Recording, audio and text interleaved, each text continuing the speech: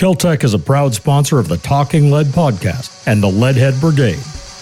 It's not bad. I mean, it's I have no complaints about Michigan whatsoever. We have a lot to do here that I don't think people quite realize, especially when you get up into the north. I mean, we have basically... Yeah, nice. Yeah, UP is awesome. I mean, we got like ocean quality, freshwater lakes they're just massive. So it's unreal how massive they are. I went up to Huron's on the right. Huron's on the right, and then they meet at the bridge. Huron and Michigan meet at the bridge. I didn't realize that. Yeah, you got that bridge right there. I mean, really, they're the same fucking. It's the same, but one's Lake Michigan on the left, and then so it was Lake Huron. And then they're like connected by a there's a gas pipeline that runs underneath that bridge. Oh damn! And it's like that can't be safe. No, and it's like near decay, like bad levels, and so there's been like a huge debate in the state on whether or not they should shut it down or keep it open. But it'll be like a Chernobyl level event if that thing fails. It'll be devastating. I can imagine. It'll kill all the freaking fish and everything around there. It'd be devastating. They're not as clean as you would hope. Most people don't. I mean, people still eat the fish out of the inland lakes. Not many do anymore, though. I mean, there's contaminants everywhere. What are you going to do? Yeah, they got a lot of industrial dumping that goes on. Yeah. Well, I mean, you got Big Three, and then in downtown Detroit, you've got the Detroit River down there that spills into Lake St. Clair, which is another big lake. It's funny, like they have a limit on how many fish you're supposed to eat from the Detroit River, Lake St. Clair. Before it's toxic. Yeah, because there's a huge walleye population down there, and so people fish for walleye, and you go out there and catch 20 walleye in a day or whatever the limit is. Yeah. And I brought some home, and my wife was like, "I'm not eating any of those," and I'm like, "No, you can eat 3 of them, and you can eat 3 of them, and you're fine. You're under the Geiger counter. You don't start glowing until 5. Oh, that's sad. I mean, I laugh, but that's really sad. Yeah. Do you think that's real, or do you think that's maybe something they tell people just so they won't overfish it? People still eat them. They don't care. I would imagine it's probably half truth, half lie, where it was one study that they did at one point in time, like 5 years ago, and somebody glommed onto it, and then they never released new data or anything. You know how that goes. It's like you get one piece of data and everybody freaks out. Well, I don't trust anything anybody tells me anymore. It's just we live in a world of disinformation, and I just have to fact check, double fact, triple fact check everything nowadays before I'll buy into anything. And then I'm still skeptical. You think about it, I mean, like probably before the 1900s, everyone was probably somewhat skeptical of everything they heard. And then you got into a lull where you had, media that was supposed to be just honest and reporting the facts, and I'm sure they were. And then at some point in time, they just used opinion as news. And now you're in a slug of like trying to figure out what's opinion and what's news, and they blur the lines so well that it's almost impossible to figure out. And then I start wondering how much of this stuff is AI written, and how much of what we're doing on the internet is actually just reading stuff that a computer program wrote, and we don't even know. Yeah. Who's doing what. And even the videos now, I don't know if that's really whoever it is that's in front of the camera now. Is that real, or is that AI? Crap. Well, that's the crazy thing too, is you see, like, there's deep fakes out there right now that look pretty close, but you can tell that they're fake because the mouth is a little blurry, the voice sounds almost perfect. Yeah. But those are just people like you and I who are like somewhat computer savvy and have a program that does it. That the production studios have ones that are almost perfect. The government has, you guarantee the government has stuff that's. There was a movie that was, I can't remember the name of the movie, but it was that scenario to where they would kill actors and they would digitally recreate them for their movies. Oh, and man. stuff. Do you remember that? It was like back in the 80s or early 90s. I think I know what you're talking about. It's not out of the realm of possibility. I mean, but they were thinking about that shit way back then, even, before we even were. And it's like Star Trek technology, stuff in Star Trek is now becoming reality. What do they say? We're like, the public is like 20 or 30 years behind what the government actually has. Oh, at least, if not more. And then they got, you've got the CIA with programs that work with the movie studios to seed information. So yeah, it's, you really never know what you're where do they get conditioned this for. technology? Where did it come from? And a lot of people, especially our electronic, our aerospace technology, a lot of people think that, it's from technology that they got from Roswell, from the crash site, which brings us to our topic today, Leadheads. Because I was going to ask him about this. We have Mr. Ben Ryder with KRAKEN Cases joining us, ladies and gentlemen. Ben, welcome in. What's going on? Thanks for having me. Do you want me to give your other credentials as well? Do you want people to... Nah, Kraken's cool. All right, we'll just talk Kraken today. But he's also associated with another well-known firearms-related company. But we'll talk about that another day. We're talking KRAKEN Cases today, and for those who were following us during Christmas, we did that big giveaway, our $10,000 worth of prizes giveaway, and KRAKEN was a big participant in that, and we really appreciate you taking part and hooking our lead heads up with your awesome cases there. But absolutely, what's cool about these cases is the foam, and that's where I'm getting with the Roswell part of this, and we're gonna get into that, but. Ben, we do this thing on the show, before we kind of get into this. It's called the Planes and Trains segment. It's where we take care of some jack wagons and we honor some heroes on the show here. Gunny, bring that train in. Hoorah, Semper Fi, do or die, hold 'em high at 8th and I. It is time for the Talking Lead Jack Wagon of the Week, so brace yourself, baby. But before this train has station, but before we do that, I got to give thanks to our sponsors. So, got to pay some bills here. Make sure you guys go and check out Mission First Tactical. If you didn't listen to our previous episode, we did a interview with them, and they did another Leadhead exclusive interview there at SHOT Show. And they've got a new, I don't know how you describe it, they call it their Pro Series holsters, and it does away with the screw and washer retention. And it's all rare earth magnet. It's a magnet retention system that they've put in their holsters, and it's really awesome. So we talk about that new holster that they've got. They've got 3 patents on that holster, their new holster that they've got out. And we talk about that with Bobby McGee and our good buddy Dave at Mission First Tactical. And they've also come out with a belly band, and I got one. I don't have it here. I actually went to the gym right before this, and I had it with me, so it's in my car. But they've got a belly band holster now that's really nice, and it's not that, you've seen them online, those hot neoprene belly band, holsters. This is really lightweight. It's breathable, and it doesn't really make you have that neoprene sweat nasty feel when you're wearing them. But it's great for your compact guns, extra magazines. It's got 2 administrative pockets on it. We talk about that, so make sure you go back, check that out. And then I know you're going to want to buy those, so go to their website, missionfirsttactical.com, use code LEADHEAD, and you'll get 20% off there for that. So there you go.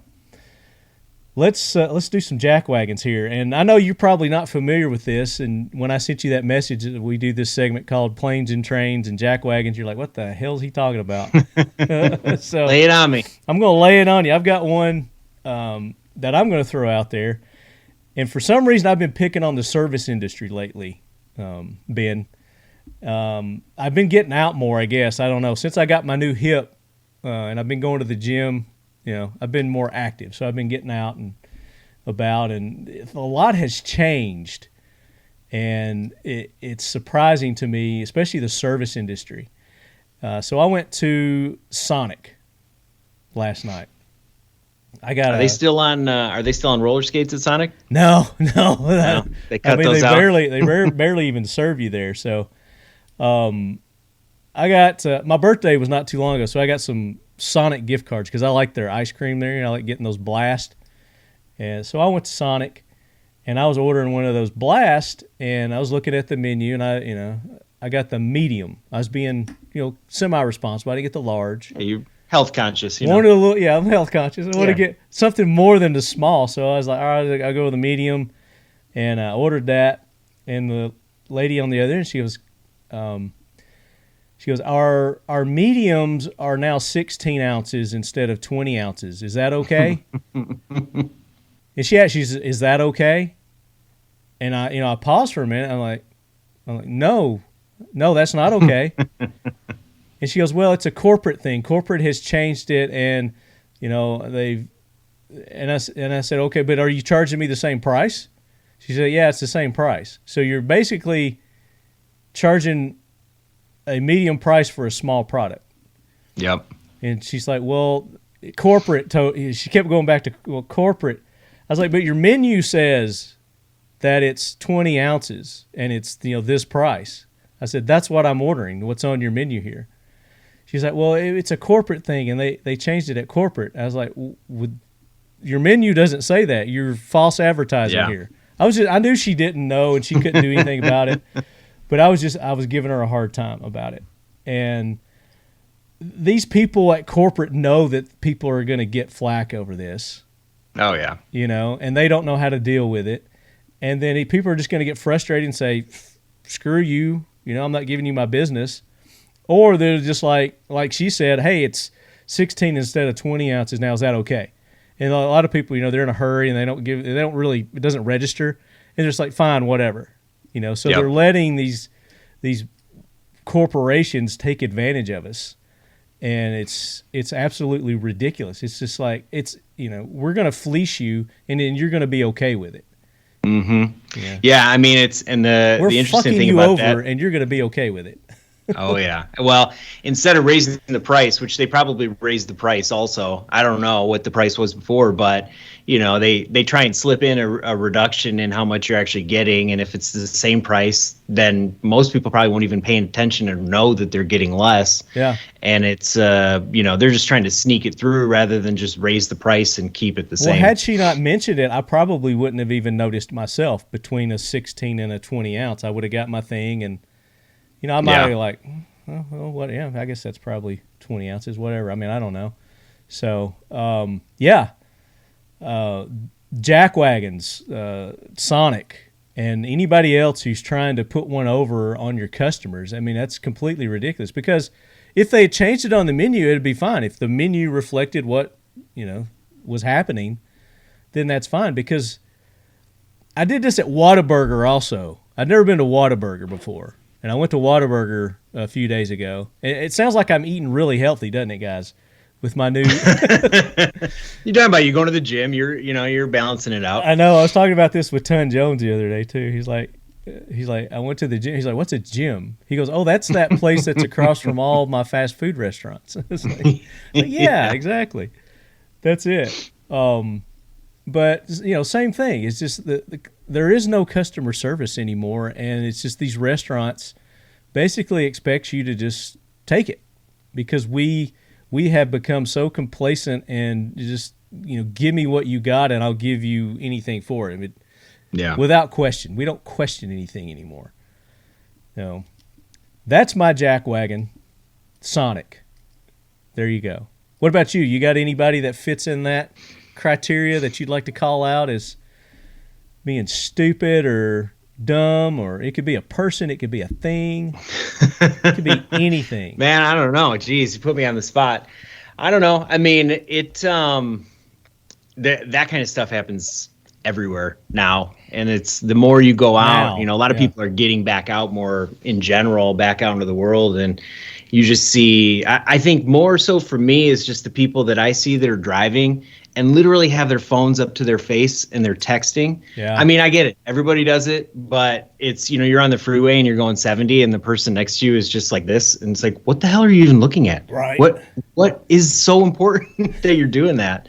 But especially up here in Michigan, I mean, we had like a bunch of snowstorms in the last week, and you see idiots that are just in the ditch, and they're in their two-wheel like micro cars. And if you drive a micro car, that's fine. I don't, no harm, no foul. Sure. But you got to learn how to drive in the snow.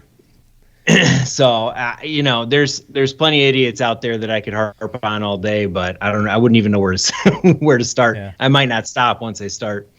Well, and that you bring up a good point, because I've noticed that also. Now, I am guilty of, when I'm in my car looking at my phone and checking, a text message or something that comes through, but I do it when I'm like at a stop. Yeah. I don't do it while I'm driving. If my phone goes off while I'm driving, it just sits there. It's like it can wait, whatever. But it's too dangerous to do anything else. But yeah, man, that's a good jack wagon. I like that. Yeah.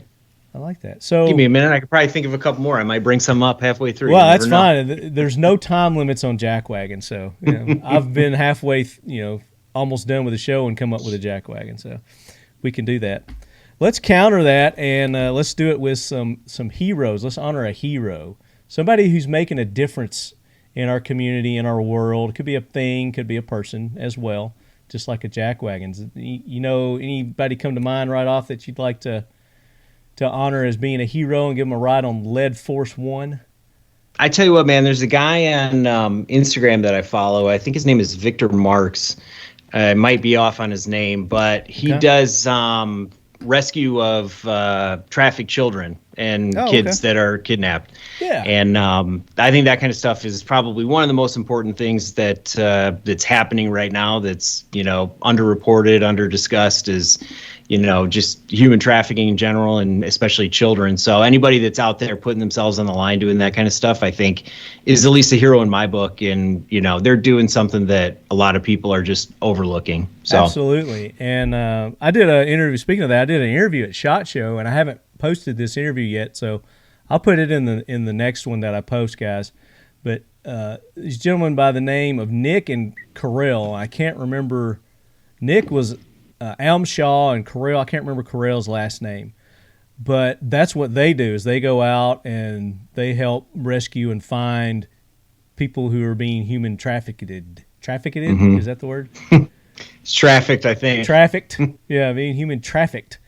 But listen to their stories, and they specialize in the service industry, security, specifically security in the service industry. So, like high profile bars, like if you go downtown Nashville and you hit those bars, they're the guys that set up the security and whatnot for those. So, but they were just talking about how much are in the service industry that you see the human trafficking and yeah.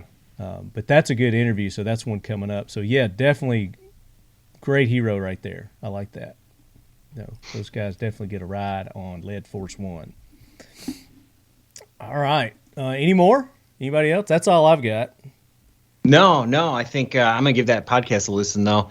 Anytime you hear behind-the-scenes stuff that's going on and these guys are going out, a lot of times they'll do undercover, too. Yeah. Where they'll go out and, try and actually. What's the guy that was on Top Shot, former Navy SEAL, Craig Sawman Sawyer? Yep. That's what he does. Yeah, he does that stuff too. Yeah, he goes out and busts people on that. Yeah. I think he does that down in Texas. He does it all over. I can't remember. I think he does it all over the world. I had an author on. This guy's written, and they were fictional books, but it was about human trafficking. And really good books. I wish I could remember the name of the books, but a listener of ours, Pierce Taylor, it's his dad, William Taylor, who wrote these books, and that's kind of what he did, or I don't know if he still does, but specialized in finding and rescuing human trafficked people. So go back, check that episode out, Leadheads. It's a good one. All right, Ganny, get that train out of here. We want to talk about this alien material that Ben has devised, he and his co-founder of KRAKEN Cases. And as we're talking about this, Ben, I'm going to pull up your website for our viewing audience here. And for those who aren't, if you're listening, you go to KRAKEN Cases, KRAKENCASES.com. Yep. And you can follow along with us here. So start sharing. There's my cheat sheet on finding the Great Lakes. But here it is, and here's a video. And so I got exposed to this when I went to Gunsight. And our friend Tom Ryder was there, and he had a couple of these cases, and he was showing us these cases. And it was amazing. It was just like you couldn't believe what this foam is doing here. So walk us through and talk about your cases and what sets them apart from, other typical like Pelican. And these are hard cases, guys, that we're talking about. Yeah, so we started this in 2020, right before the pandemic started, which is a really awesome time to get started on something like this, especially manufacturing where you have to be in a building. So we, the kind of origin of this was a personal hatred that I have for pick and pluck foam and laser cut foam.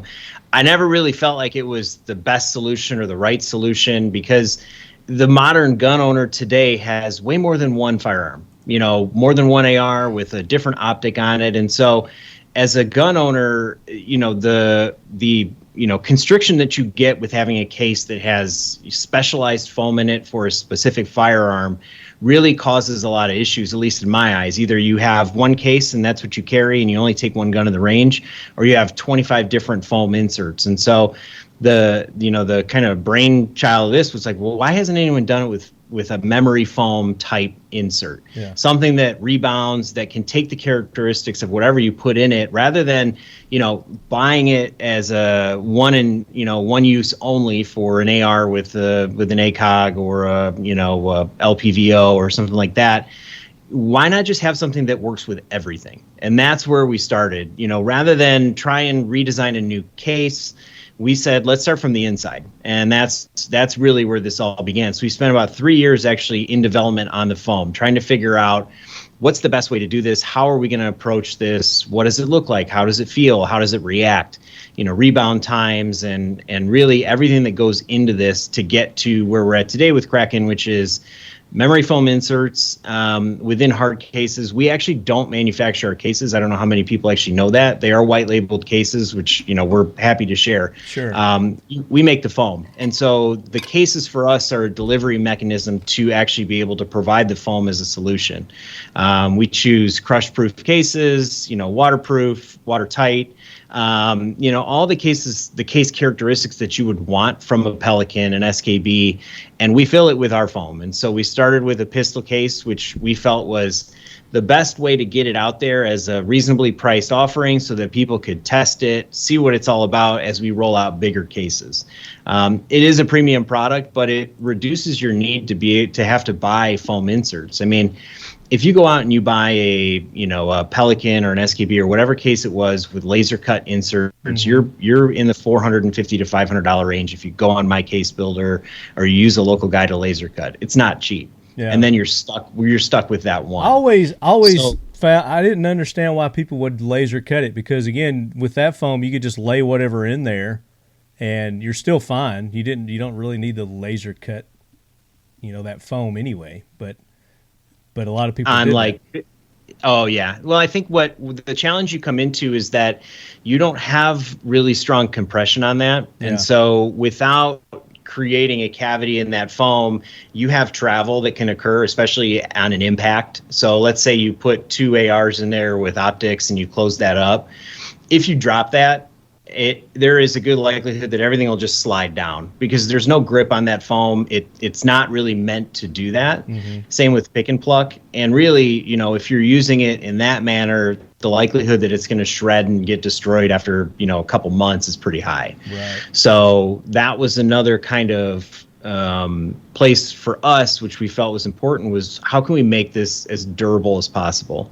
So our foam is actually two components. So we have the memory foam, which is the main part of it, and then we actually have a skin layer on it that has a lot more of these kind of long-term, characteristics that will keep this foam intact and keep it working. Some nice attributes. So it's cut and abrasion resistant. Yep. Which so is nice. You can run razor blades over the top of it. The harder you push, the more likely you are that you may nick or cut it, but it still performs exactly like it should. It's not one of those things where you will hack it up and then it's destroyed. I mean, you can run a knife over it and you likely will not even see a cut mark on it, which is important. I mean, you're throwing hard angle objects in there made of metal, things that, have a tendency to pull and tug and rip traditional foams, which are far less likely with ours because of the skin layer that's on there. Yeah. I would imagine that skin layer also has to have the flexibility and the memory and all that as well.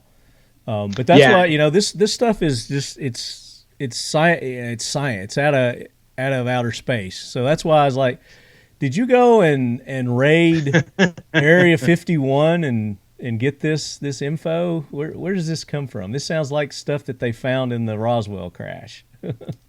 So my business partner actually worked in the foam industry for, close to a decade, which is kind of how we joined forces on this. So he had a lot of technical know-how. This is all liquid dispensed. So with traditional foams, you have a lot of waste. The way that, Pick and Pluck or a lot of these other foams are made, they come out in big sheets from a machine and then they die cut them. So you have a lot of waste materials that come out of this. We actually liquid pour, so there's almost no waste in our manufacturing process, which is really nice. Yeah. We create molds for these. They're specific to the cases that we run. It's also why our new product releases take a little bit more time than a traditional, laser cut, because we're actually going out and R&Ding new cases as we release them and creating molds for them and doing a lot more process behind it than just cutting foam. Right. So some more attributes when you add this layer, this skin on there, it's water and oil resistant. So, if you put your gun cleaning oil in there and it opens up and it spills out, then it's not going to seep into the actual foam itself. That skin protects it. And then it's also heat resistant. Talk about that attribute of it. Yeah, so the skin and the foam are both sustained heat rated to 400 degrees Fahrenheit, and then the skin can take bursts of up to 800 degrees. So those matches that I threw on there, the standard heat of a lit match is between 700 and 800 degrees Fahrenheit. Yeah. So, with a traditional foam, you throw it on there, it lights on fire right away. With our foam, you can throw those matches on there, they'll go out. And really what happens is if it gets too hot, you have the breakdown of a chemical, and then you can literally wipe off the material that has broken down because of the heat and still use it. So it will almost self-heal after a while if it's exposed to heat over 800 degrees. So you can continue using it even after that. You just wipe it off, and even if something happened, it's just wipe it off. Why that's good for a gun guy is if you're out shooting, you got to wait for your guns to cool off if you're going to put them in that traditional foam. But with this, then for most guns, you can go ahead and just plop it in there and you can go, and you don't have to worry about damaging your foam at all.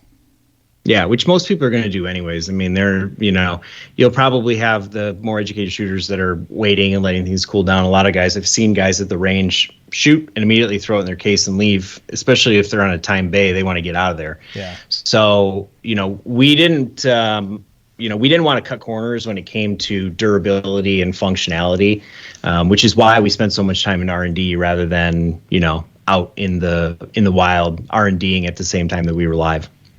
Yeah. So you were talking about you started off with the pistol case. Yep. So that's the gamma case in the middle. I really like the case, and the reason that I like it is that one thing that our foam does that traditional foams do not allow is give you what what you would normally have with a pick and pluck or a laser cut foam is that you would have your base layer that's the bottom padding. You'd have the center insert, which is the, you know, the cutout, and then you close the lid. So with ours, because everything is memory foam, you can actually load up the bottom layer of that with a pistol and mags, or 2 pistols, put the middle layer up on top, and then put another 2 pistols in there, or another pistol and mags, or really whatever you would want, and close it up. And I always use my phone. I've got a case here. Hold on, let me switch our camera angle here. Oh, sure. So I always use this. This is a Gamma case, and it's about the same as my phone. And so what I always like to show is that the foam itself, let me just close that up there. So the foam itself is flexible enough that you can actually just close it all the way down with your phone sitting up top. So you can fill that case up and, you know, load it up to the gill. Our listening audience who aren't watching the video, what he did is he stuck his phone in not flat, but on its edge, and he closed the lid over it that way. Yep. And it closed without any problem and didn't do any damage to the phone. Yeah, so for those that aren't watching, I mean, you can get the foam down to just a couple, 2-3 millimeters. So, as you really push down on that, you have almost the entire depth of the case to be able to store gear in there and still provide cushion and protection within there. So it's a benefit of the foam in that you get maximized storage within whatever case has the foam in it. Yeah. What's the depth of the case? The depth of the case? Yeah. Yeah, so that's 4 inches on the bottom, just about 4 inches, and then roughly an inch, just under an inch on the top for the pistol case, the Gamma case. And it comes with how many foam layers? So you have a bottom layer in here, and then the bottom layer and the mid layer are roughly 1.75 inches. Okay. And then your top layer, which is just shy of an inch up top. So, you can just use the top if you want to, or you can use the bottom layer and the mid layer to store gear. Yeah. And we get feedback from a lot of folks, too, that they're shocked that they can take so many pistols and items within one single case to the range or for traveling, which is also really nice if you're traveling with more than one pistol. Right, and I was going to ask you, are these TSA approved kind of things, so you can travel on the airlines with these, lock them up, 100%, and do all that? Because that's where this would really come in handy. Is for those of you who like to travel with your firearms. And it's like he said, this is going to keep the movement. There's no movement whatsoever once you put them in this and lock them down. But then it's going to protect them also from, because we all know that, again, the service industry, the airline industry is probably the worst of anybody, and they're going to kick and throw and slam your shit around, and they don't care. They don't give two craps about it. So.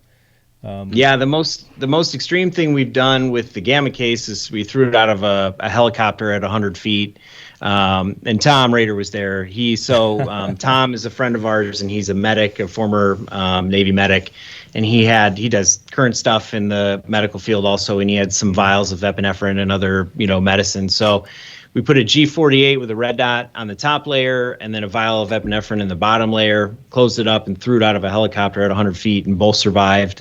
And, a little glass vial in there, you'd think that would shatter or the gun would come down on top of it, but everything survived in there. So I think, when you really get into extreme heights and doing things like that, I think that the case is going to be any case, whether it's a Pelican or, a Nanook or whatever it would be the weak point before the foam. Because the foam does give more of a cushion. It moves with whatever's in there rather than be a stiff force against it when it drops. Yeah. And even if you see like the new DACA system from Magpul, I mean, those are very firm, rigid pieces of foam. And so, it will stay. I mean, you're stuck in one spot. And it's kind of like, okay, yeah, you have, drop resistance in terms of things being stuck there, but it's like hitting a brick wall. Rather than with our foam, it will move with that product as it drops and give you more of a protection than a standard foam. Yeah. So what's the name of your foam?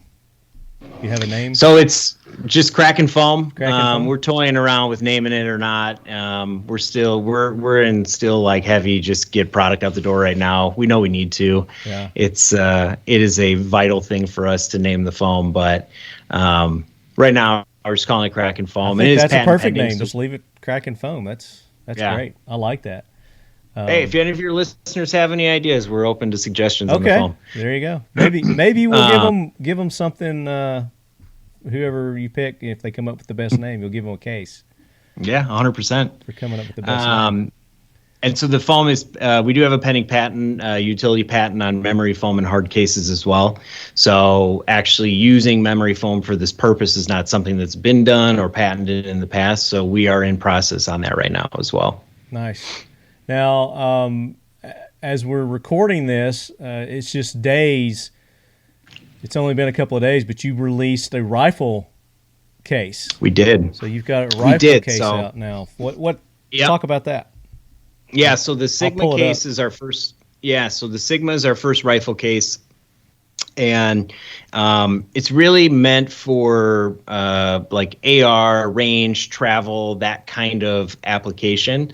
I love to hunt and I hunt a ton, but the first case that we did, we wanted broad kind of appeal and use. So with this one, we took a different approach. So I will say the memory foam is going to be a little bit heavier than traditional foam. It's just the way that the foam is. So what we did was we developed a hybrid system for this one, and we will sell this down the road, or we'll sell replacements with a third memory foam layer, but we're actually using closed cell foam in the bottom layer. And then we're now creating an ecosystem that works with all of our cases. So one thing I think that's lacking is in the industry in general is like you buy a case and that case is only good for that. But what we want to do is if you buy a Gamma case, those inserts are now interchangeable with the Sigma rifle case. So in that hybrid layer below the top layer of memory foam is a closed cell frame, and then there's insert areas within there. So you can actually take out those memory foam inserts. You see the pistols on there, and you can, put in the magazine inserts that we have, or we'll have additional inserts that'll come out down the road. And those will be interchangeable with the Gamma case as well. So what we want to do is create maximum flexibility and also maximum value for the buyer of these cases, because I look at this and I say, okay, yeah, we could have done a memory foam layer on the bottom and that could have been standard, but when you start getting into accessories and small parts and things like that, they'll have a tendency to roll around before you close it up. So we wanted to have a little bit more structure in how you actually pack this out and give people a little bit more in terms of saying like, all right, if you're going to the range, you can take 4 AR mags, 6 pistol mags, 2 pistols, 2 suppressors, and we're also including a small accessories case in there as well, and a desiccant pack. So you can now load this thing out for, whatever you would want. We had someone call it a war box, which I think is a good description for it, because the top layer you can fit any 2 rifles that are 42 inches or shorter up top, and those will be encapsulated in memory foam in the lid and middle layer. And then below that, you can take all your accessories, a couple pistols, really anything you would want, and load it up and take it. And rather than having 20 range bags, 2 cases, for 2 different rifles with some accessories, you can fit it all in one case now. Yeah, very nice. And what's the length on this? So the exterior is just over 44 and the interior is 42 inches. Okay. So you got 42 inches long by 14 and a half wide to store. And you can comfortably fit 2 ARs up top in the memory foam layer of the case. Get it back here. I think you got the measurements on here. Yeah, base depth, length 5.37. Am I looking at the right? That's the. Oh, I'm looking at the Icarus. I don't know. You got the Icarus on your Sigma. No, that's that is the micro case that comes with it. So the micro case fits inside of the hybrid layer, and it's essentially a small case that's meant for Allen wrenches, set screws, things that you would take with you to the range. Yeah. Okay. So that comes with it. I missed that somewhere. I thought it was like you can fit it in there, but it actually comes with it. Okay, cool. Yeah, it comes with it. So with the Sigma rifle case, you get the case, which is an SKB case. It has 2 layers of memory foam. It has the hybrid layer, and with that hybrid layer, you get a gamma memory foam insert, which is, perfect for pistols. You get 2 of the Icarus size inserts, which are good for suppressors, shooting glasses, 4 of the micro cell inserts for magazines, and then you get a micro case, which we were just discussing, and then a desk in packet as well. Very nice. I'm digging this. Here's the link. So there's a ton. 45 inches, 17 exterior width. You got a height of 6.25. Interior length 42.5, interior width 14.5, interior lid depth 1.25, and then the base depth of 4 inches. Cool. Very cool. I mean, there's unlimited uses for these cases, and of course we're relating it to the firearms industry because that's what we're in. But again, the medical industry, like you're talking with Tom, transporting vital liquids that they need and they use, transporting those. I mean, unlimited. Put your high dollar optics in there when you're traveling. You want to make sure that they're protected. I mean, the sky's the limit in terms of what you can put. Your peanut butter jelly sandwich, your bag of chips. Did you see the bag of chips that we did? Yeah, I did see that. I was pretty shocked by that. You should tell about that, though, because I still, half the time stuff, people share stuff with me, and I'm like, I didn't really think about that, but that's crazy. Yeah. I mean, it just shows how protective that this foam is. So we were at a gun site at that lockdown event, and Tom broke this out. And, of course, you guys know me. I've got – when I see something new, then – my brain just starts racing of all the things that you could do with it other than what it was intended to do. It's just the way my brain works for some reason. I don't know. I lose focus on what it's for, and then you could also do this and this and this and this. So it was lunchtime, and we had these bags of chips. I think it was a bag of Doritos or something. I can't remember what it was. But I was like, I wonder if we put that in the case and close it up, if it would crush the chips in the bag. And we did it. And we shook it up and moved it around and we opened it back up and opened the bag, and the chips were still intact. Yeah. Yeah. So this is something for the chip manufacturers, because I hate it when you go to the store and half the bag is all crunched up. So you might be able to sell this to the food industry. I don't know. Hey, it's going to be my first call after we get off this podcast. Call Lay's. I'm calling Doritos. I'm calling Lay's. Yeah, call it Lay's.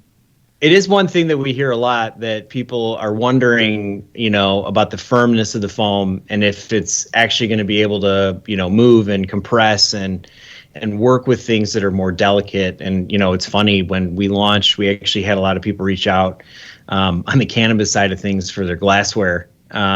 Because it's, it's things that we hadn't thought about, but, the application obviously makes sense because these guys have, expensive equipment that they're using, and hey, you use it all day, especially because you can wipe it off. Well, for the rifle case, and you look at the fishing guys, they have those high dollar rod and reels.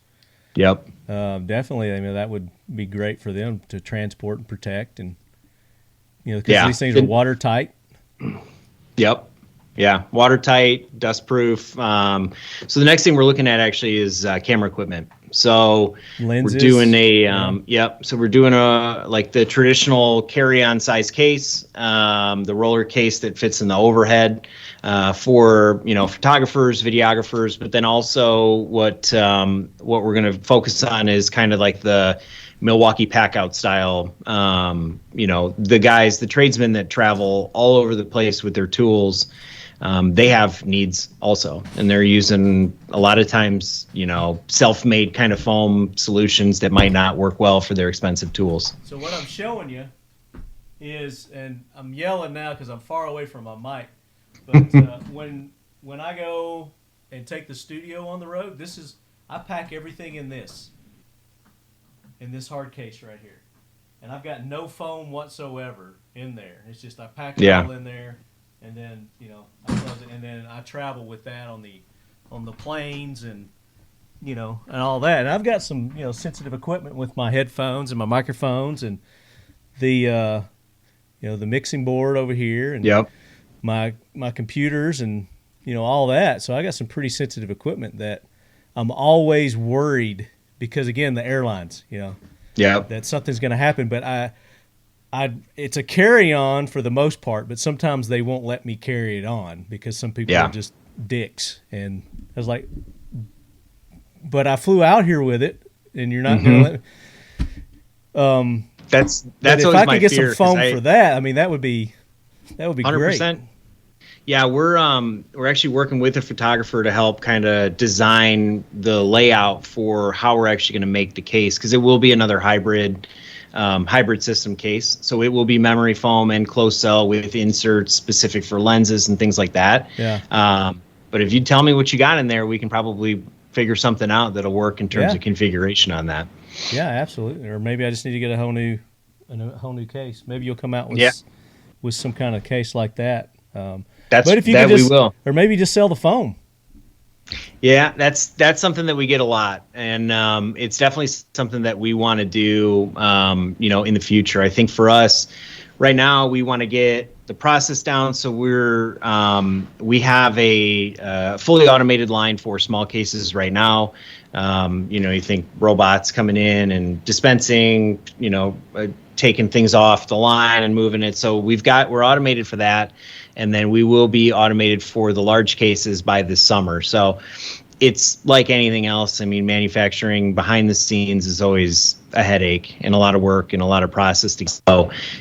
Once we're in full swing on full automation for large and small cases, we'll start looking at doing foam replacements because people want it. I mean, they already own cases. They've got cases that they like. And a lot of guys have stickers that are covering their case and they don't ever want to get one because that's like part of kind of their travel identity. Yep. And so it's something that we're definitely looking at and we will be offering in the future. Well, very cool. So, I mean, this is new. You guys haven't been around, about a year, less than a year with COVID? Yeah. So we've been live to the public since March of last year. So just about a year now. Yeah. So, and again, the website is, give them the website. KRAKENcases.com, KRAKENCASES.com. And then you guys are on the social medias as well. We are, yeah. I spend too much time on putting content up on TikTok, and we're on Instagram and Facebook. We got to be everywhere people are at these days. So you doing the Chinese TikTok? Hey man, it's when you're doing things for business, you got to do it. Hey. The government, the U.S. government's already taken all my data anyways, so it's out there. They've got it. China might as well have it too, right? Everybody's probably got it. Yeah. Half the people on the on the podcast probably have it if they want it. But you guys on the grams, you go to @KRAKEN Case Company. It's KRAKEN on the grams there, and I'm sure you guys probably post a lot of stuff up there. Hey, look, there's our giveaway that we did. Yeah. But yeah, so we've donated some of these, or you've donated a couple of these to our good friends over at Sheepdog Impact Assistance. They've got their annual gala, a silent auction fundraiser coming up. And so, guys, when that gets posted, you'll have an opportunity to bid on those. So I'll let all you lead heads know when that happens. Did you send a gun case or did you just send the gamma cases? The gamma cases. So okay. We're in production right now on the rifle cases. Gotcha.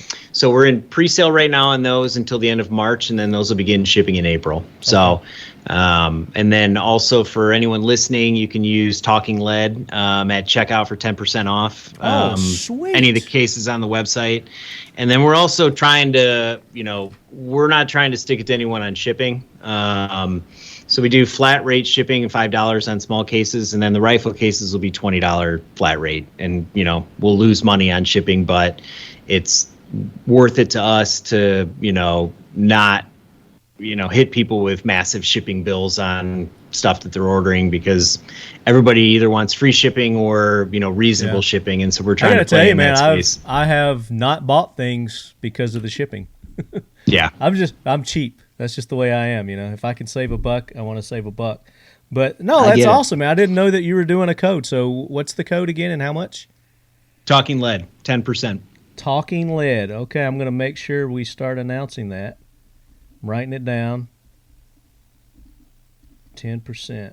Is that going to work on the rifle cases when those come out? Yep. Fantastic. That is awesome. Very nice. Thank you for doing that. You got it. So we will definitely pass that along, let you lead heads know when those rifle cases are available. But you can go there now. You can go to KRAKENCases.com. You can get the Icarus and you can get the Gamma. And my Gamma, did you send mine out? Oh, you're getting one. Okay. You gotta get a Gamma and an Icarus, and then as soon as we get the rifle stock in, I'll get you one of those too. Okay. I didn't know if maybe, because I don't check my front porch very often, it might be out there if you sent it. It should be there by the end of the week. Okay. So it's definitely not here. Should I go look? No, it won't be there today. Okay. I don't think it'll be there today. How cool would that have been if it was there and I could open it up while we're on the show? That would be awesome. But another cool thing we didn't talk about it, there's different colors available for the KRAKEN case. So the Gamma cases themselves. Yep. So the Gamma's in 5 colors, and then Icarus, we are launching more colors next week. So for the Icarus, which is a good sunglass size case, I think I brought my glasses in here. I'm going to pop off screen for a second and grab some sunglasses. But this is the Icarus case. Give me 1 second. Sure. But yeah, these cases are awesome, Leadheads. I know you guys are going to love them. So again, go to KRAKENCases.com for our listeners and those who are watching the video here. He's getting ready to show you how the sunglass case works here. Yeah, so another one of just people not knowing, like, all right, seems like it wouldn't fit. You got sunglasses in a small case. You can close it up. No issues whatsoever in terms of getting your sunglasses in there. You can, beat them up and then pop it open and you're good to go. So these small cases are perfect for that. We did a limited run for Variant 1 knives for their Warhead knife that they were launching. And so that's one thing too that we're doing is working with brands on customization. So we can, with this, we can put really any logo we want in the lid, and we did that for Variant 1. We had V1 up in the lid up here. I saw that. That was cool. Yeah, and so, a lot of people are using them for those, there's a lot of high-end knives out there. People kind of have them all over the place. So really anything you can fit in here is perfect. And this for us was a good kind of sunglass case because, it's a good place to put it. Hold that up again. Especially if you're boating. Yeah. So another good use for it, a lot of people, antiques, they have antique firearms and knives and, things that are very valuable and they travel around with them to different shows and things like that. This 100% is perfect for something like that also. Yeah, and so we'll have more colors available in Icarus next week, and then we actually will have the capability of having other colored foam within the next couple months. So right now, black is the only color that we're doing, but we'll have 5 different colors that'll be available for the smaller cases to start. And then we will likely at some point in time, probably later this year or early next year, actually have colored foam for the rifle cases also. So this skin layer will be, high vis, reds or blues. Orange. And you can see on our Instagram page, we actually posted some of the stuff that we did earlier in the year, just kind of playing around in there with, more of like a designed kind of splatter paint and things like that. And so it'll give a lot of different characteristics that you do not have in other foams, which are, I like the idea of having something other than black. Just like in my bags, when they've got that high vis orange on the inside, it's easier to see things in there and find them. Because a lot of your accessories and everything is just black, and it's gonna it's gonna be hard to see with that black foam background. But I love the idea of color. Ooh, we could do a talking lead green. Good, 100%. Yeah, it's I think for us is just creating something unique. The foam itself is unique, but how else can we take things to another level to allow people to really kind of, have an expression of themselves within the case rather than just a black on black that everybody has or gray. It's, what else can we offer that people would like? And I think the color is definitely going to be something that people will. It's just another next level coolness that's going to attract people, and somebody who maybe normally wouldn't do it would like, oh, that's my favorite color. I got to have that. Yeah, kind of deal. So that's smart. That's smart marketing right there is what that is. Now, Easter's coming up. That poses the question, can I put my Easter eggs in there? You can. Yeah. So we've had drop tests. The highest that I've drop test is 30 feet with 6, just raw eggs. Really? You did do that? Mm-hmm. That's cool. So you can definitely put. Is that a video you got on your Instagram or something? No, I just did it at my house because I was screwing around one day and I just chucked it off the roof. So we just moved into a new warehouse and we've got about a 20-foot drop, and we're going to start doing daily drop tests of stuff within there. So we'll do that. That'll be our first one. Will be eggs. Because that's going to be the thing. If you can protect an egg, then everything else is golden. We're going back to high school, when you had to do like the build your egg drop. Yeah. So it's just a very high cost R&D egg drop experiment that we did. But no, it'll definitely work. Eggs. I have no concern whatsoever dropping. See, that's how you release your new color line. Is you put you have a different color case and a different color foam, 2 different colors, and you got all your colored Easter eggs in there. Yeah. For Easter, drop them out. I know. Yeah. I always toy around with the idea of just shipping sample cases out to people with something random and breakable. Something random in there, breakable. That would be funny as shit. I would love that. Ooh, maybe maybe we'll ship somebody that buys one here in the next couple of weeks, just a 6-pack of eggs inside of there. They're very cool. Expensive now, so You know what? Another good idea would be, and maybe it's probably the worst idea ever. You might get PETA or somebody. Some animal rights people, but if you did a goldfish in a goldfish bowl or bag or something like that, we'll do next day air, but early morning delivery on that. Yeah, or do a drop test. That probably I don't know. That would you would get all kinds of shit for that. Torture. Oh man, the hate we would get might be worth it. I don't know. It might. It definitely might. But no, I'm excited about these cases, and from day one when I saw them, Tom introduced them to me there at Gunsight. I was just like, dude, it's one of those things like, why didn't I think of that? I know, and it's one of those things too where we were like, I can't believe nobody thought of this. Yeah, as we were doing it, it was always like are we sure nobody thought of this? But there's nothing like it on the market. I can tell you that. Yeah, it's nothing that I've ever seen. Well, that's cool, and I'm glad that you got the rifle cases coming out now too. And that's like you said. I mean, once you guys get this thing going, there's no telling. Sky's the limit on what you can do. 100%. What you can do with this foam, man.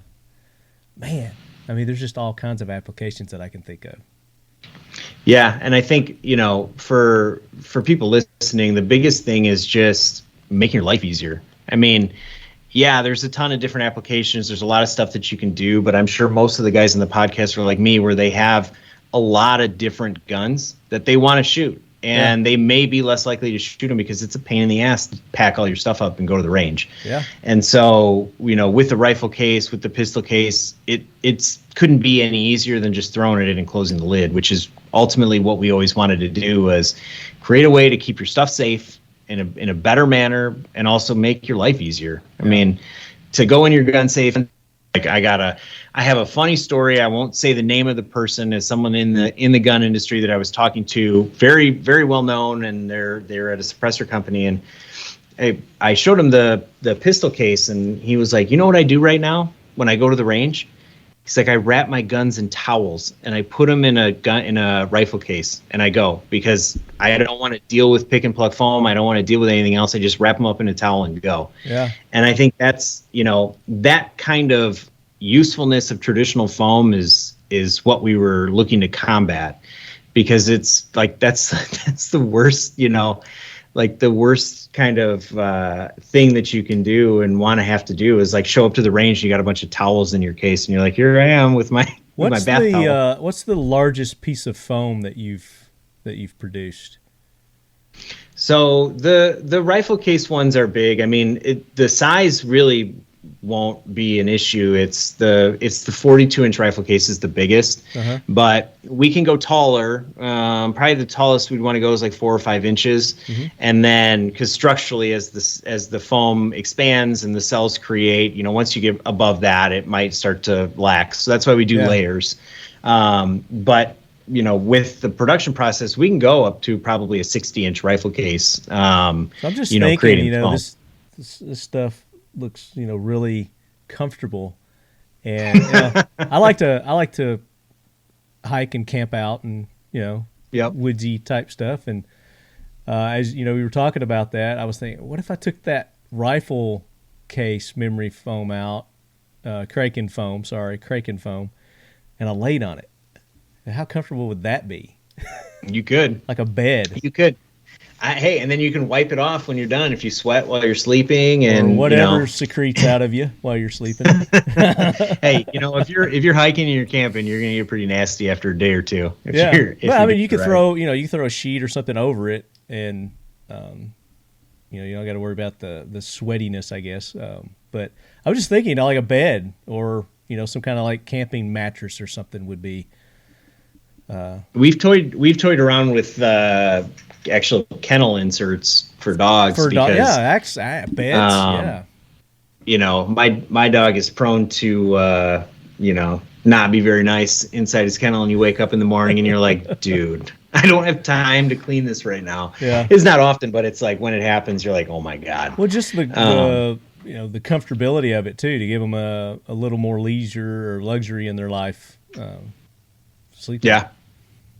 One of the things too that I didn't mention with the rifle case, the middle insert, you can actually take that out and use that as a pad when you're working on your guns. Oh. Because of the layer, it's like a rubbery layer, so your stuff's not going to move around up top. So you can actually take that out, set it on your workbench, and work on your gun on top of that. You can clean your guns on it. You can put your parts on there, wipe right off, and then just wipe it off right afterwards, which is a lot nicer than the traditional kind of neoprene mats that you have, because those things get nasty and you can't clean them. They're just ruined. Well, we use the Mission First Tactical dump trays. I call them our armor trays.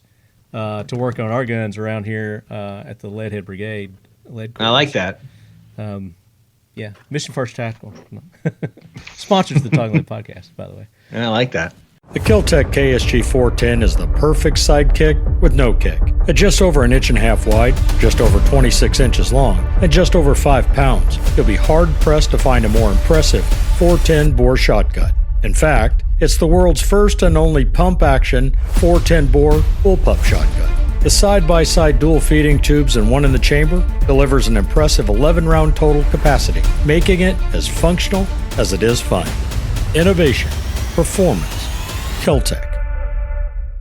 You're new to the show. First time you've been on. Yep. New guy, and sometimes a girl. Question! I've got this line of questioning that I asked my first time guest. And the first question is, do you have any law enforcement military background? Nope. I'm as green as they come. As green as they come. Like me. What did you go to college? What was your course of study? Yeah, so I went to Western Michigan University up in Kalamazoo, Michigan, and I have a degree in psychology, specifically organizational behavior management. Okay. I got a minor in behavioral psychology. Nice. So Michigan. So you've been in Michigan all your life. So I was born in Omaha, actually, Nebraska, but then I moved to Michigan. My family moved to Michigan when I was 3. So I'm almost 40. So I've been here almost my entire life, 37 years. Okay. You're a young whippersnapper. I don't feel that young these days, but yeah. Welcome to the club. What was the first firearm that you ever shot? Oh man. So the first gun I ever shot was probably a 20 gauge shotgun when I was, man, I had to have been about 10. My uncle took me to just a range out in Nebraska when I was back there visiting family. Yeah. Would have been my first. Then I had a long lull after that. And then one day I was probably 25 and I hadn't shot a gun since then. And I was like, I don't know what happened. I just was like, I'm going to go shoot a gun. So I went to the gun range that was down the street from my house and I rented a 1911 45 cal and I shot it. And I was like, okay, this is sweet. And then went and bought a gun right after that. Bought a, this was like, I don't even like saying it, but this is like, you know, first time you buy a gun and you have no one that's there kind of telling you what to do. And like, I literally bought on what I thought looked cool rather than anything else.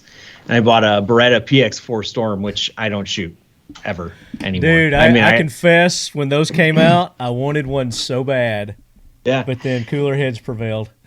Man, I grew up on like the Desperado, those were like Ruger P95s, I think is what those were. And, you know, everything that I ever saw or like, you know, knew about guns came from movies. Yeah. And so I literally was like, that looks like a movie gun. So I went and bought it and then things snowballed from there. Yeah. I mean, I admit when it had a cool when it first came out, it was unique. It was different. Nothing else, really was on the market that looked like that. And it was appealing. Look, the way it looked. And that's what got me at first. Yeah. It's also I one of don't those fault ones, you for that. I am. Do you still have it? Problem. I do. I'll never sell it because it was the first gun I ever bought. Nice. And it's just one of those things where it collects dust in the safe, but I'll never get rid of it because it's got nostalgia. Yeah. Absolutely. Yeah. Why would you? So that was the first gun you bought that you call your own. Was that? Mm-hmm. And then it's just snowballed from there. Then I got an M400, 6-hour M400 AR, and then I got really into the arms list, like buying and trading and selling, doing that, and just started acquiring. Very identical to my story and how I matured through the firearms. Yeah. Yeah. You can't help it once you start. No, it's an addiction. There's no doubt about it. So, when it comes to pop culture, what is your go-to, whether it's a movie, TV show, maybe it's a book or magazine or music? What is like your go-to that, that's my jam when I'm going to relax, kick back? Man, I tell you what. So I have two things that I do a lot. I am like obsessed with audiobooks. I don't have time to read, and so I pretty much always have an AirPod in my ear and I'm listening to a book or a podcast. I actually just finished a book called Dempsey. It's a series. I don't remember the author's names, but it's Tier 1. No, so the series is called Tier 1, and it's about a SEAL that was in a Tier 1 squad, and his whole group got killed, and then he got recruited into a Black Ops thing, and it's like an 8-series book, but it's awesome. It's like a fiction? Jack Carr style. What's that? It's a fiction? Fiction, yeah. Okay. It's like a Jack Carr style, type series, but I would argue it's might be better than I think it might be better than the Terminalist series. But, okay. Everybody's got their own kind of, flavor on that. So they are, I admit that I like the Terminalist series. I like the James Reese series. And then, of course, the Netflix, they came out with it on Netflix there. Nothing like the books, though. No, they much different. Changed it quite a bit. But I've been getting into several different authors, and they all have their own, different style and I enjoy them each in different ways. Who's the author of this one, you said? It's two different guys. Let me look it up right now. So still fresh. You're giving credit to both authors on this one?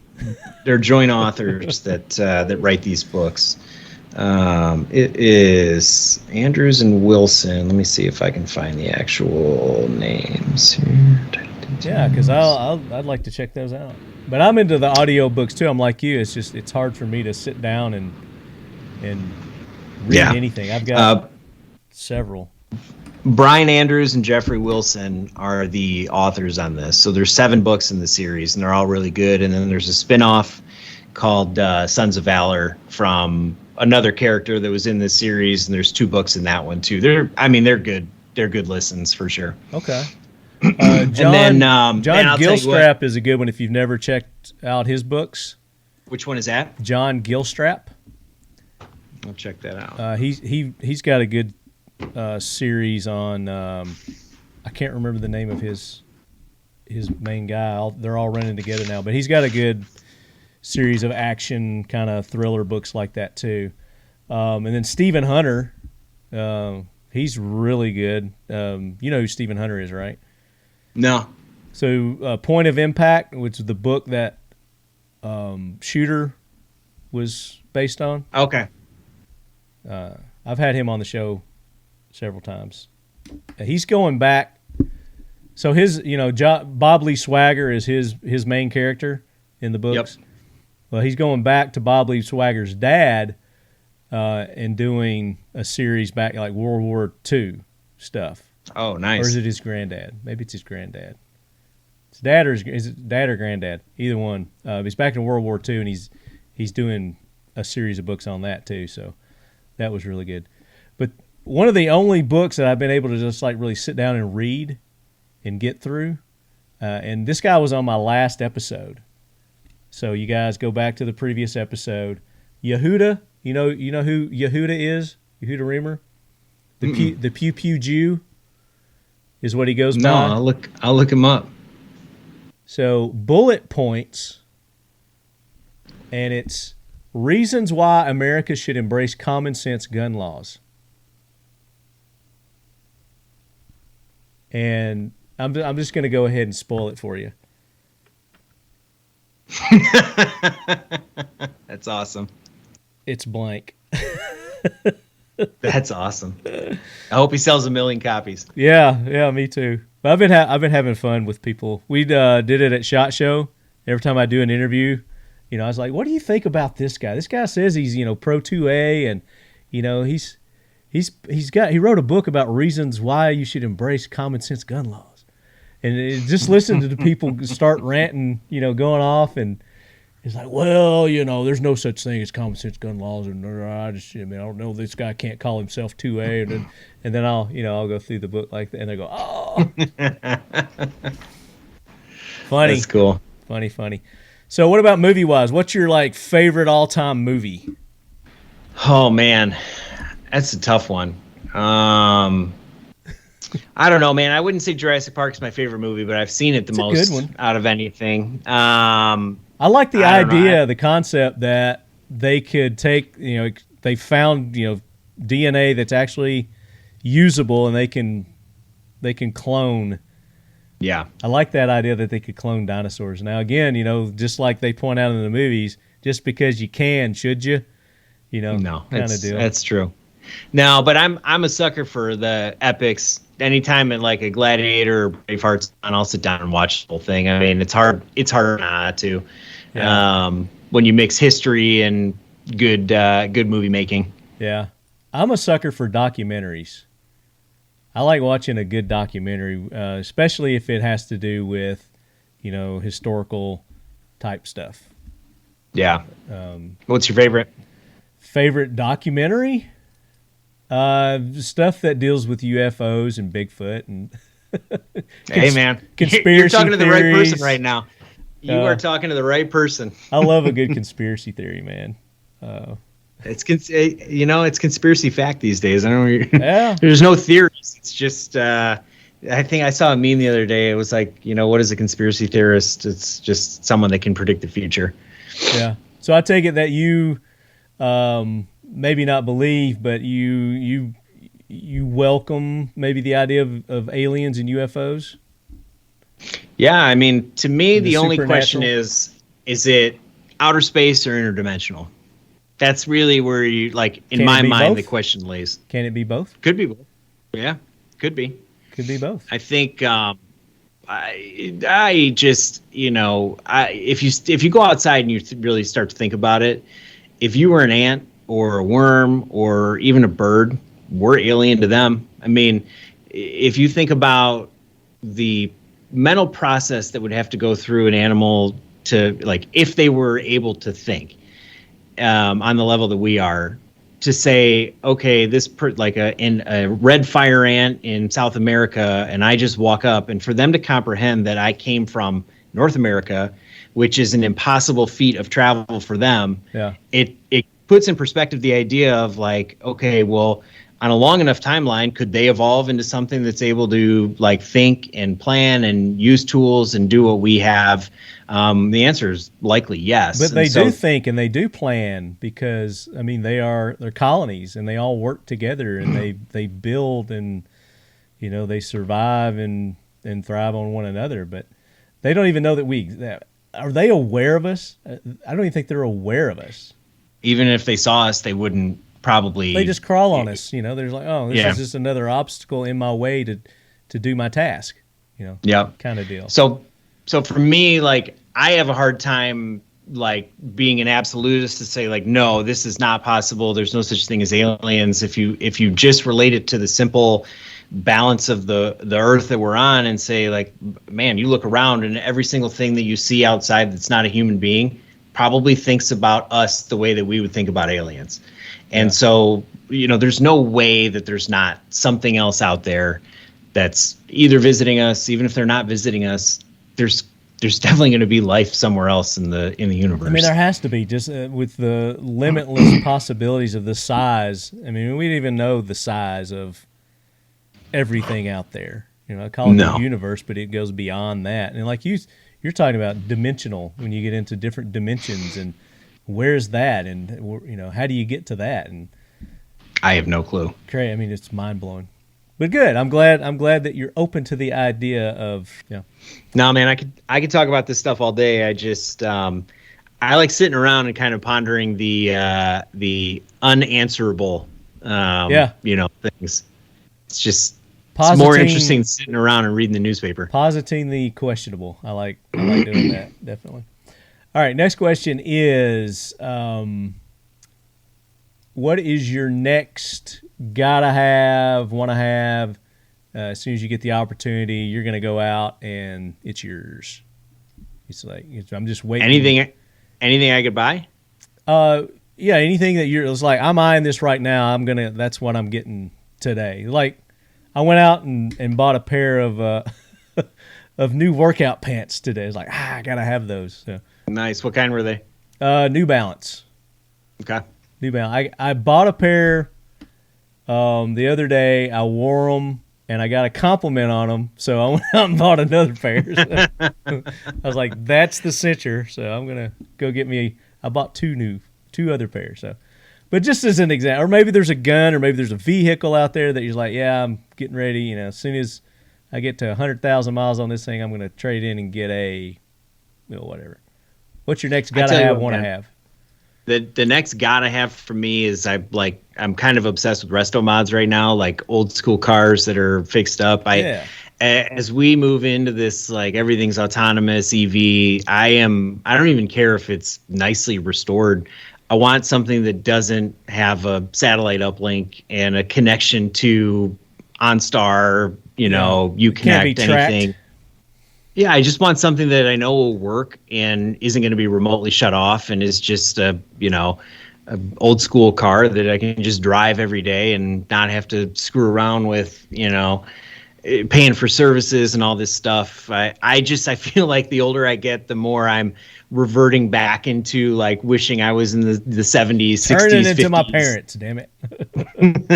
It's true. So I think, I spend so much time, working on the case stuff and, everything else. I think, if I was going to go out and just buy something today, it'd probably be some form of, old truck or old, old Jeep. I want a Defender, an old Defender 110. Like those are sweet. Like a 90 or pre-90. That's been, that's been refurbished. Kind of deal, but those are awesome. But without the tracking shit, yeah, definitely. All right, money be damned, laws be damned. What would you own? Land. Money be damned and laws be damned. I mean, shit. If it's guns, though, I mean, It could be anything. The money's no object, and laws don't come into play. Oh man, I feel like if there was no money associated with it and there were no laws, I think I would probably. I don't know. I know. What's the first thing that comes to mind? You said land. I mean, that's the first thing that came to your mind. So why would you buy land, and what would you do with it? Man, I'll tell you what. How much land? I am an obsessive stalker on Zillow. There is an island that's like right off the coast of Michigan. It's $4 million, and it's like 250 acres, and it's just 2 miles off the coast. It's got like a lighthouse and all this shit on there. It's pretty awesome. That's probably what I would buy. And if there were no laws, then I wouldn't. I'd just set up there and not pay taxes and not do shit. Would you fortify it? I mean, you'd have to. Okay. Once you get into that, I mean, it depends on what you're using it for. Like if you're setting it up for hey, come hell or high water, I'm going to be here. Yeah, I mean, you could have some drones and put some you a little landing boats strip in there. Tell you what, you could put a really nice 50 cal up in that lighthouse. You could do miniguns around, Yeah. Around the whole thing there. Money be damned, I'd probably go and buy that island right now. There you just go. because it'd be sweet. Yeah. But you'd stay in Michigan, huh? I like it here. I could tell. I like Michigan. I could tell. Next, we talked about the UFOs and Bigfoot and all that, and you're open to the concept then. I tell you what, one thing on Bigfoot, I got a question for you. Yeah. Have you ever heard of Missing 411? That sounds familiar. I probably watched that. What is? So the guy's name is yes. David Paulides. Yes, Yeah. I have watched that. Yeah. So I ask because a lot of people think, after listening to a lot of the stories and that Bigfoot is an interdimensional creature rather than a domestic relic of years past. Yeah. So yeah, it's interesting take on it. I think that's far-fetched, but I don't think Bigfoot exists. I don't think there is a Bigfoot out there, but I like the idea of a Bigfoot. It's like Loch Ness Monster. It's been proven pretty much without a shadow of a doubt there is no Loch Ness Monster, because that one photo that came out back in the 50s or 60s, just the one that started everything, the guy admitted that it was a hoax. Yeah. Not too many years ago. So, the Bigfoot thing, I like the idea, and I would go on a Bigfoot hunt just to play with all the gadgets. I would have the thermals and the night visions and the drones, and I would have all the gadgets out there looking for them. Why not? Yeah. But, I mean, it's something to do. It'd be fun. Yeah, it's something to do. And then if you did come across, maybe you discovered a whole nother species, that because there are animals and, things out there that we haven't discovered yet on our own planet. They're still out there. Would you shoot Bigfoot? I would. If you came across it. If he was trying to kill me, I would. My intentions would not be to kill him. When hunting, when I say hunt, it would be find. I would want to find him, but I would be armed to the teeth, and I would tranquilizers. I'd trank that mofo. I guess it's hard. It's hard to say, because if you're in a position to be able to prove that Bigfoot exists. Oh, I'm going to trank him. I want to capture him. I want to capture him. I don't want to kill him.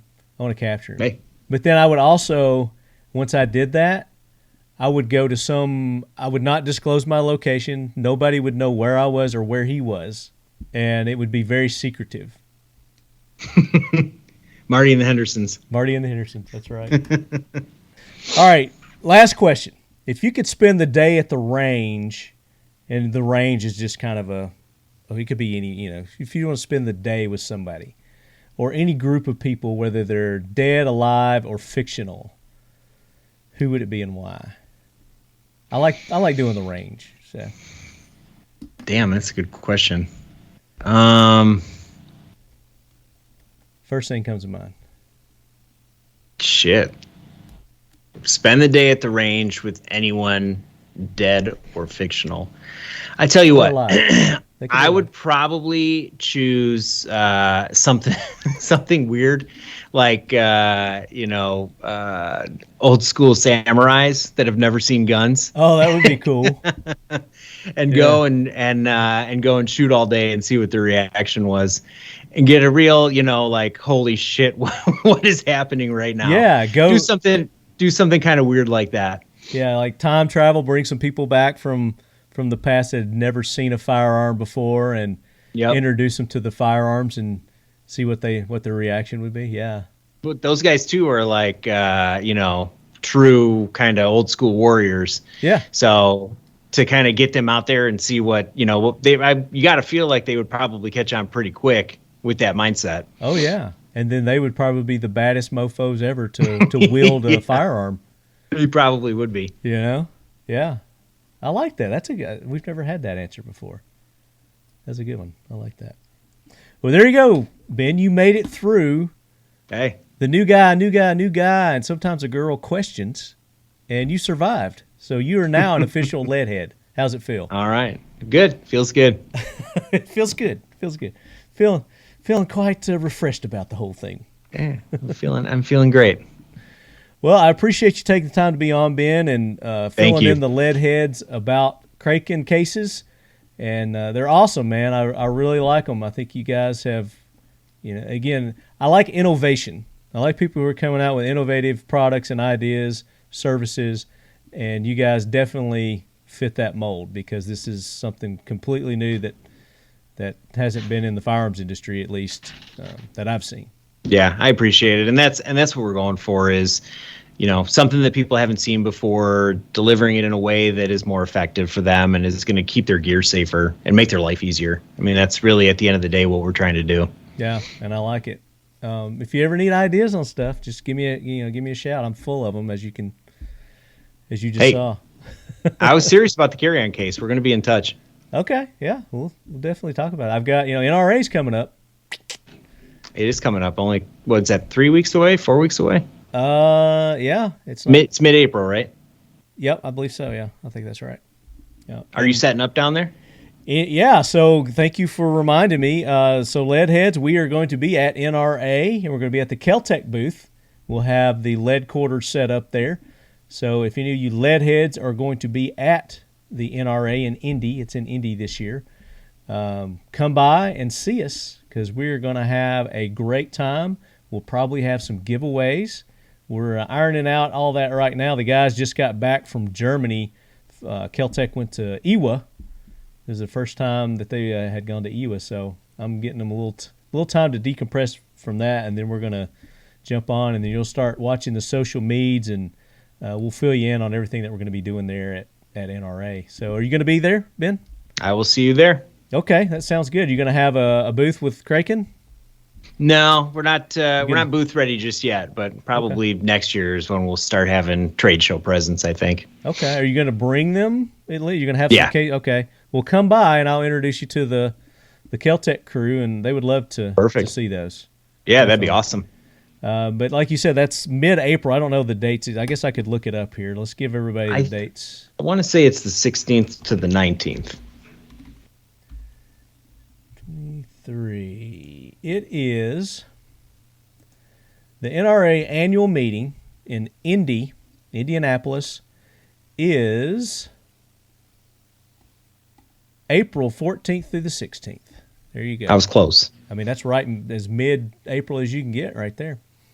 Right smack dab in the middle.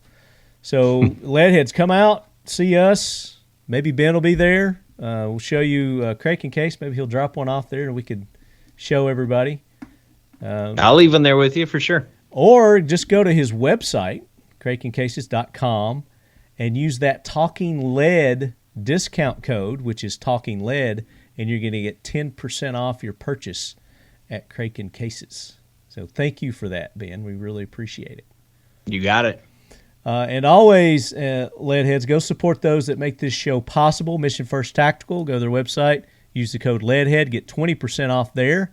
Our good buddies at Seal One, if you want to take out your KRAKEN case foam and clean your guns, Seal One is going to be the product that you're going to want to use to clean your firearms with. because it is bio-friendly, non-toxic, and it smells good too. But this is going to keep your guns clean, going to keep the corrosion away, and you can use it on other things too, especially any of your marine products, like on your rod and reel. You can put it on there. It's going to help protect all that as well. Seal1.com, Seal One and Done. Use the code LEADHEAD, 25% off at Seal One. And those cleaning rods that they've come out with should be available very soon. So go check their website for those new cleaning rods that they came out with. And then Lockdown. You like these nice little display walls I've got behind me that you see here if you're watching the video? The Secure Wall from Lockdown, you can go to their website and any of their products there. They've got good products for your safe. You can use the code LEADHEAD. It's 15% off at Lockdown. We've got Keltec going to be sponsors for the NRA, and you can go to their website, use the code LEADHEAD. You say, I got this cool Keltec hat on, so you can use that code to get any of their swag. They've got other things there. They've had flashlights. They've had knives.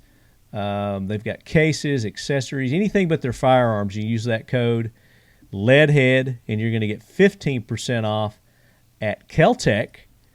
And then I'm headed to New York this weekend, Ben. I'm going to go and get some tactical medical training. Nice. From our friends at Medicine in Bad Places. And I'm actually going to New York. That's a perfect place to do it. Of all places. Going to go to New York.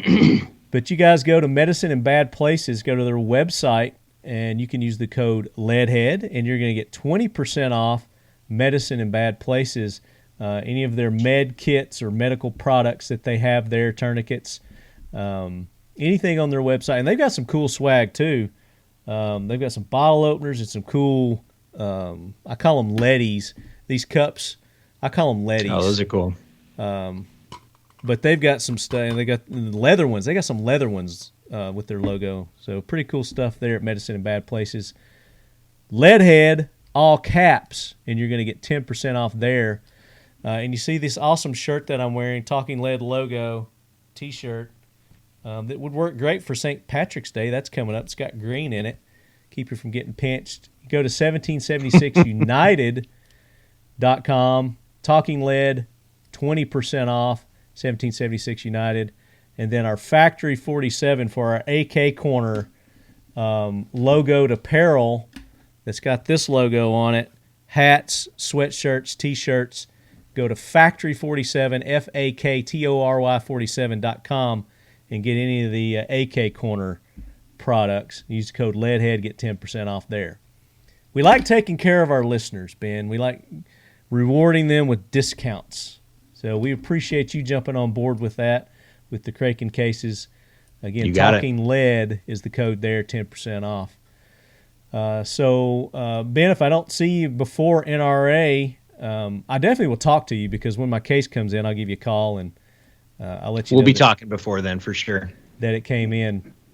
But yeah, I look forward to seeing you there. And again, Leadheads, come by and see us at NRA, Keltec booth. I don't know the number yet, but we'll be putting that out soon. But until then, as always, Leadheads, keep your loved ones close. And your KRAKEN case with your firearm in it closer.